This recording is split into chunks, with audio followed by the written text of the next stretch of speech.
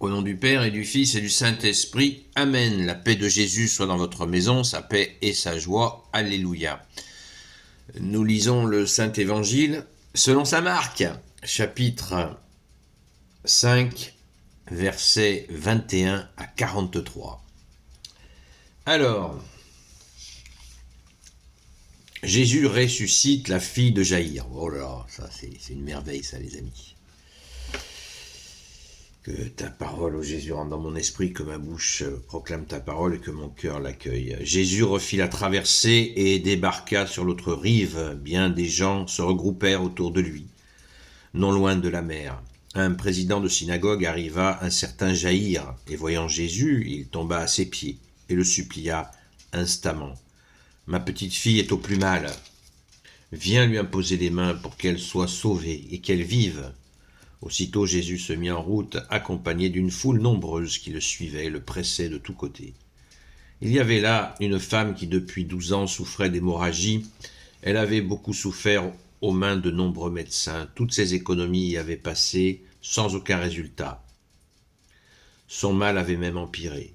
Comme elle avait entendu parler de Jésus, elle s'approcha par derrière dans la foule et toucha son vêtement. Car elle se disait, si j'arrive à toucher même ses vêtements, je serai sauvée.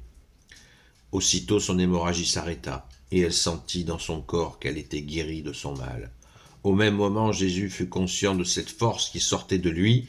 Il se retourna vers la foule et dit, « Qui a touché mes vêtements ?» Ses disciples disaient, « Tu vois bien que la foule te presse de tous côtés. Comment peux-tu demander qui t'a touché ?» Mais Jésus continuait à chercher du regard ce qui l'avait fait. La femme alors arriva craintive et toute tremblante, sachant bien ce qui lui était arrivé. Elle tomba aux pieds de Jésus et lui dit toute la vérité. Jésus lui dit, « Ma fille, ta foi t'a sauvée, va en paix et sois guérie du mal qui te tourmentait. » Il parlait encore lorsque des gens arrivèrent de chez le président de la synagogue et lui dirent « Ta fille est morte. Pourquoi encore déranger le maître ?» Mais Jésus avait entendu ce qu'il venait de dire, et il dit au président de synagogue, « Ne crains pas, crois seulement. » Après quoi, il ne laissa personne l'accompagner, si ce n'est Pierre, Jacques et Jean, le frère de Jacques. Voici qu'ils arrivent à la maison du président de synagogue, et Jésus voit tout un remue-ménage. Les gens pleuraient et poussaient des cris. Aussitôt entré, il leur dit, « Pourquoi ce vacarme et tous ces sanglots ? La fillette n'est pas morte, mais elle dort. » Les gens se moquent de lui. Mais il les met tous dehors. Il prend avec lui le père de l'enfant, la mère et ses disciples, et il entre là où est la fillette. Alors, il la prend par la main et lui dit, « Talita koum », ce qui se traduit, « Fillette, tu m'entends, lève-toi ». Aussitôt la fillette se lève et marche. Elle avait 12 ans.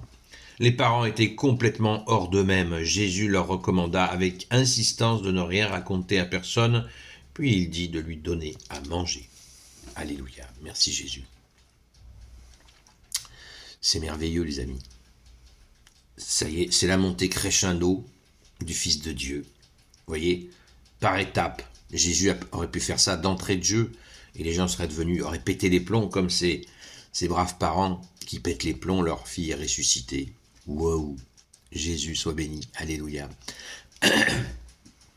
Il y a des milliards de choses à dire sur ce texte, c'est terrible, par où commencer, ô Jésus, toi notre seul enseignant.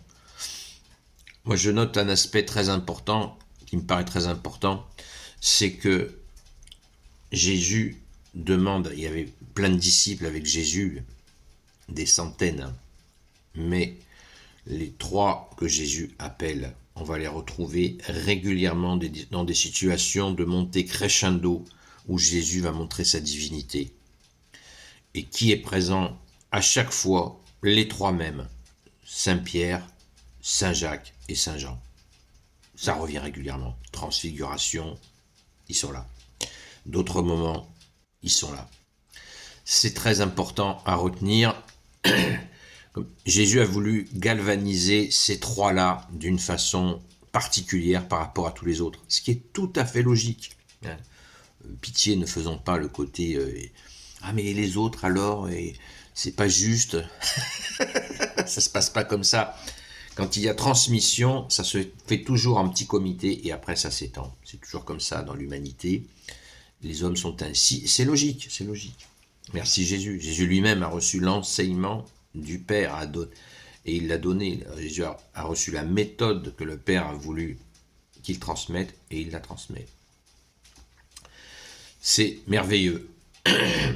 Alors on voit, ça nous fait du chaud au cœur de voir un président de synagogue, responsable de synagogue, président, le mot président veut dire celui qui est en avant, qui est en premier. Eh bien, que de voir cet homme qui humblement se jette aux pieds de Jésus, ça fait chaud au cœur, parce que quand on voit tellement de rejet à plein de moments, ça fait mal au cœur, et là, c'est comme un baume au cœur de voir cet homme qui ne vient pas mordre Jésus, mais qui vient le supplier de guérir sa fille. Viens lui imposer les mains, qu'elle vive, dit-il. Viens lui imposer les mains pour qu'elle soit sauvée et qu'elle vive. Vous voyez, les deux, sauvée et qu'elle vive. C'est très touchant. C'est très touchant l'humilité de cet homme. Et Jésus, d'ailleurs, aussitôt Jésus se mit en route, accompagné d'une foule nombreuse qui le suivait et le pressait de tous côtés. C'est extraordinaire. Loué sois-tu, Jésus. Un aspect aussi, on peut parler aussi de cette femme qui a été sauvée simplement en touchant le vêtement. C'est que des gens avaient été guéris en utilisant, en se frottant, en s'imprégnant des vêtements qu'avait porté Saint Paul, des gens avaient été guéris. Vous voyez, la continuité, c'est ça l'Église, la continuité de ce qu'a fait Jésus lui-même. Je vous l'ai dit hier, les apôtres, des fois, ils secouent Jésus en disant « Mais qu'est-ce que tu racontes ?» Là, l'exemple est très fort. Quoi ? Les gens te pressent de toutes parts et tu demandes qui t'a touché. C'est sérieux? Vous voyez, la proximité, cet amour, cette amitié, cet amour entre Jésus et ses apôtres, ses disciples, c'est aussi extrêmement touchant. Merci Jésus, toi qui nous dis « Apprenez que je suis doux et humble de cœur ». Ça fait du bien, douceur et humilité, que ça fait du bien, merci Jésus, alléluia, c'est un vrai baume. Imprégnons-nous les amis de ce baume d'amour de Jésus, alléluia, merci Jésus, tu es le roi de gloire, le Dieu de nos vies, amen. Non, il faut faire des heures et des heures pour tout commenter les amis, je suis désolé, soyez bénis. Merci Jésus d'être le roi de gloire, le Dieu de nos vies. Amen. Gloire au Père, au Fils et au Saint-Esprit, maintenant et toujours, et pour l'éternité. Amen. Ô Jésus, toi qui peux tout et qui portes tout, toi le Sauveur, toi l'Emmanuel, je te confie toutes celles et ceux qui regarderont cette vidéo, ainsi que leurs proches, selon ta seule volonté, ô Jésus. Sainte Marie, Reine des cieux, toi l'Immaculée Conception, toi qui écrases le serpent, toi qui es la lune sous tes pas, toi notre Mère, Notre-Dame, Saint Joseph, toi le juste et le saint, toi le sage, toi la terreur des démons, toi le saint gardien de la Sainte Église catholique, apostolique, Sainte Marie-Madeleine, notre chère Sainte Patronne, et vous tous les saints et saintes, amis de Jésus, Saint Michel Archange, Saint Gabriel Archange, Saint Raphaël Archange, et vous tous les anges qui servez Jésus. Je vous confie toutes celles et ceux qui regarderont cette vidéo, ainsi que leurs proches, selon ta seule volonté, ô Jésus. Petit sondage d'ailleurs, est-ce que ça vous dirait que, peut-être pas systématiquement, mais que j'augmente, vous savez qu'on a droit à 15 minutes sur TikTok, beaucoup plus sur YouTube. Est-ce que ça vous dirait que j'augmente le temps d'explication? Voilà, le sondage est en route, répondez dans les commentaires.